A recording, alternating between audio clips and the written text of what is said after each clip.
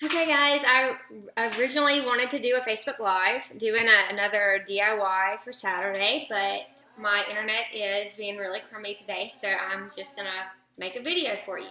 So I started out making dry shampoo, and I had an empty salt shaker, but of course you can see that it's already filled because half of my recording happened and then the internet kind of shut it down. So what I was using was 1/4 a cup of cornstarch, and then I realized it was probably going to be too much for my container, so I actually used 1/8 a cup of cornstarch, and then I used a tablespoon of baking soda. And because I have dark hair, I am going to use a little bit of cocoa powder, and let me put that in there. And I'm going to use a tablespoon at first to see how much extra I might need, or how much will fit in here is really what I'm going at here. And if this fits, then we'll probably, I think it's only going to be able to do 1 tablespoon. So let's do a tablespoon, and then we can add our essential oils. So for the essential oils, you can use really anything you want. They recommended that you did cedarwood, rosemary, and tea tree oil. And I know cedarwood and rosemary are good for hair growth. So I know that or hair health, if you want to think of it that way. So that's probably why they recommended those 2 oils. For tea tree, I know tea tree is good as a lice preventive. So that might be what they were thinking on that, end. So let me, before I add that, well, I guess it really don't matter. So what I want to do for my essential oils, it says 2 drops of cedarwood, 2 drops of rosemary, and a drop of tea tree. So let me go ahead and put my drops in. And I have 2 drops of cedarwood.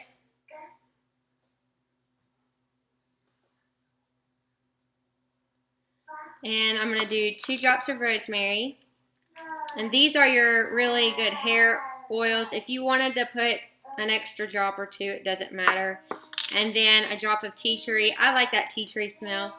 So these are always my favorite. And then I'm going to shake it all together. And make sure that you kind of cover up the top, so when you're shaking it, you don't get it everywhere, because you are kind of mixing up the powder. And I'm not doing that great of a job of not getting it everywhere. So let me cover it with a paper towel. And this is just it.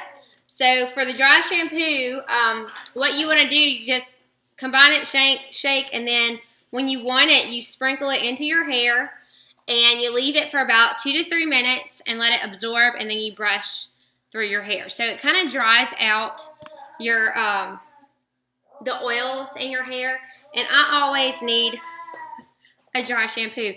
And now that I'm doing Young Living, and I'm just so much more aware of what I am breathing in and what's being absorbed in my body, I've been so scared to use my dry shampoos that I have. So this is a perfect solution for me to use the dry shampoo that I just made. So I'm excited about that. I can't wait to try it out.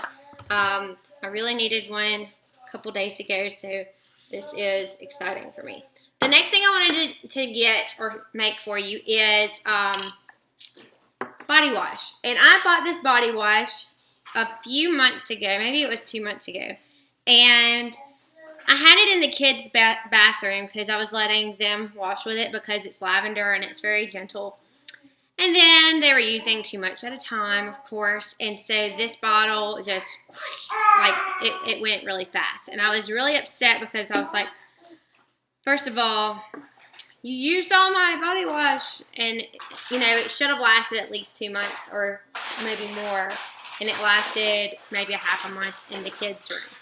So I learned my lesson, and now we are going to make our own body wash. And let me get the ingredients that we are going to do.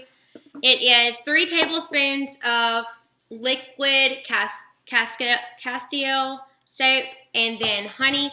They said raw honey. I don't have raw honey, but you can use a local honey instead. And then 2 tablespoons of an oil, and This one is the one I have. They said you could do like grapeseed, or I heard Elizabeth say this is jojoba oil. It's spelled like jojoba, so whichever one you say, that's the oil that I have. So it's 2 tablespoons of that oil, and then 10 drops of essential oil of choice. I am going to go with the lavender because I am replacing what I did have.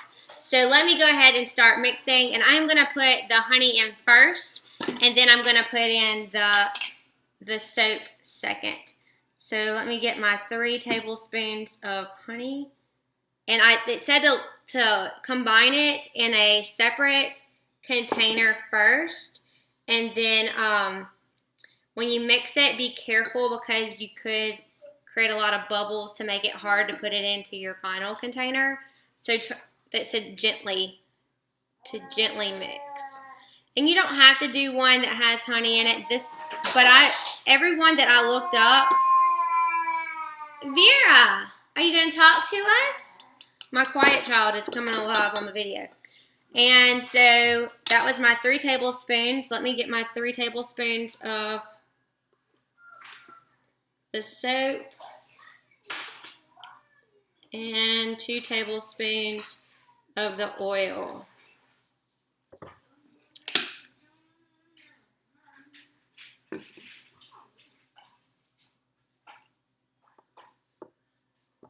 I'm kind of nervous that it's not going to go in because of the thickness of the honey, but we'll see how it does. And so we got 2 tablespoons of the jojoba oil. And let me try to get the rest out of my tablespoon. All that stuff is kind of thick. And then 10 drops, and it says or more, so you can do 10 to 20 drops.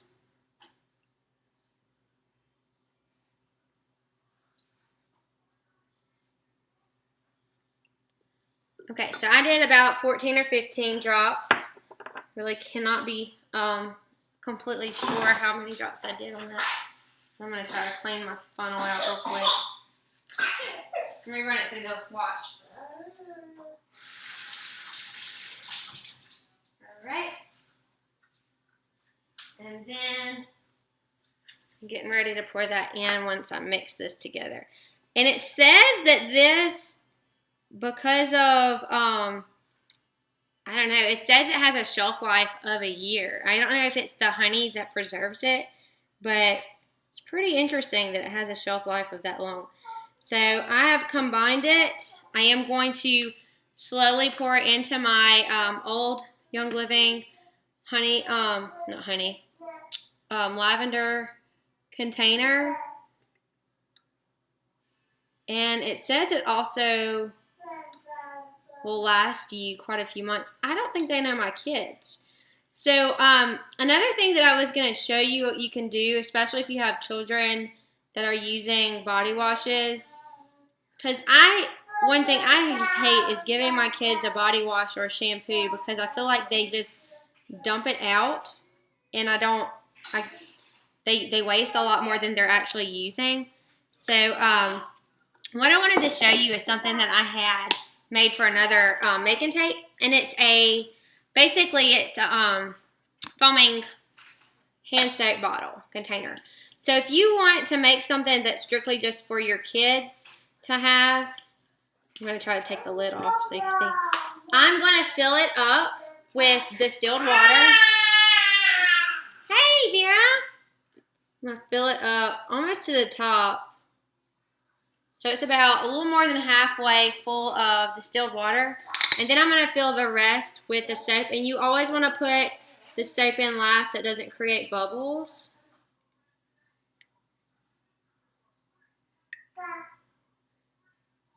And I'm just trying to be easy with it so I don't overfill. Alright, so we are to the top almost. And then I'm going to put in the essential oil of choice. And I am going to put in the lavender again. And I'm going to put this in their bathroom. So I did about 8 drops there. And that way, if they want to bathe with, with a soap or something, they have this option instead of going through something that I have, you know, a body wash that I made for them or something. That way it lasts longer and you don't have to worry about, I mean, it's a little bitty bottle. They're not really using that much soap. Most of it is just water. So I think it's a perfect thing for them to have in their little bathroom. So you can shake it up, it's mixed, and then you can put it in their room. So we have the body wash. We have the little, it's actually a hand soap, foaming hand soap container. And we also have the dry shampoo. So I hope you enjoy it, and I'll see y'all later.